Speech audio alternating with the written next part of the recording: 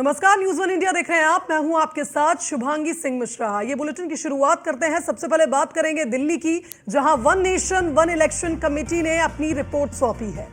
बता दें कि कोविंद कमेटी ने राष्ट्रपति द्रौपदी मुर्मू को यह रिपोर्ट सौंपी है।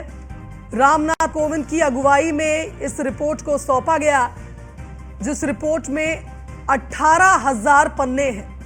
बता दें कि राष्ट्रपति द्रौपदी मुर्मू को one nation one election committee की ओर से रिपोर्ट दी गई है। रामनाथ कोविंद की अगुवाई में यह रिपोर्ट दी गई है। आपको बता दें कि राष्ट्रपति द्रौपदी मुर्मू को यह रिपोर्ट सौंपी गई है। पूर्व राष्ट्रपति रामनाथ कोविंद ने उन्हें 18,000 पन्नों की यह रिपोर्ट सौंपी है। One nation one election committee ने अपनी रिपोर्ट सौंपी है।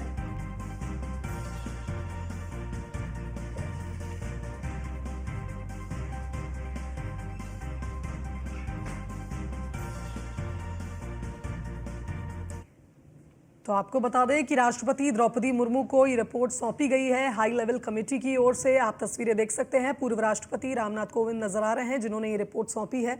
इस दौरान आप देख सकते हैं 18,000 पन्नों की रिपोर्ट सौंपी गई। कई नेता मौजूद रहे। केंद्रीय गृह मंत्री अमित शाह भी नजर आ रहे हैं तस्वीरों में।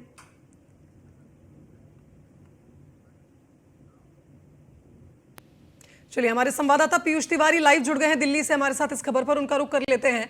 पीयूष, हाई लेवल कमेटी की 18,000 पन्नों की रिपोर्ट सौंपी गई है राष्ट्रपति द्रौपदी मुर्मू को। आने वाले चुनाव से जुड़ी ये रिपोर्ट बेहद खास।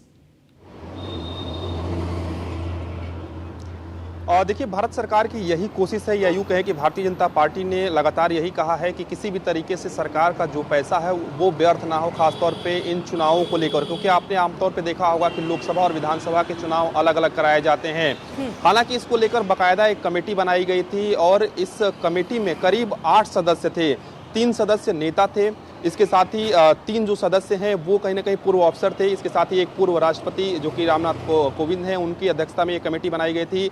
वकील की बात करें तो हरीश साल्वे को रखा गया था। यानी कि 8 सदस्यीय ये टीम बनाई गई थी, इस समिति बनाई गई थी। और इस समिति ने न सिर्फ आम लोगों से बातचीत की, बल्कि तमाम जो राजनीतिक दल हैं उनके साथ भी बाकायदा बातचीत हुई थी। इसके बाद 18,626 पन्नों की करीब रिपोर्ट जो है वो बनाई गई। क्योंकि आपने देखा कि दिल्ली में कई दौर की बैठकें जो पूर्व राष्ट्रपति रहे हैं रामनाथ कोविंद, उनकी अध्यक्षता में ये बैठक हुई थी।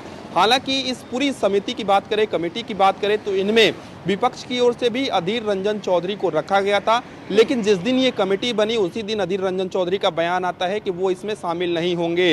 इसके साथ ही सरकार की यही कोशिश रही कि विधि आयोग से भी पूरी तरीके से जो राय मशवरा है वो कराया जा सके, क्योंकि इतना बड़ा फैसला लेना इतना आसान नहीं है, क्योंकि कई विधानसभाओं को भी इस। बिल्कुल पीयूष, आप बने रहिए हमारे साथ, और भी अपडेट आपसे लेंगे। तो महत्वपूर्ण रिपोर्ट इसे हम मानेंगे। काफी चर्चाओं के बाद इस रिपोर्ट को सौंपा गया है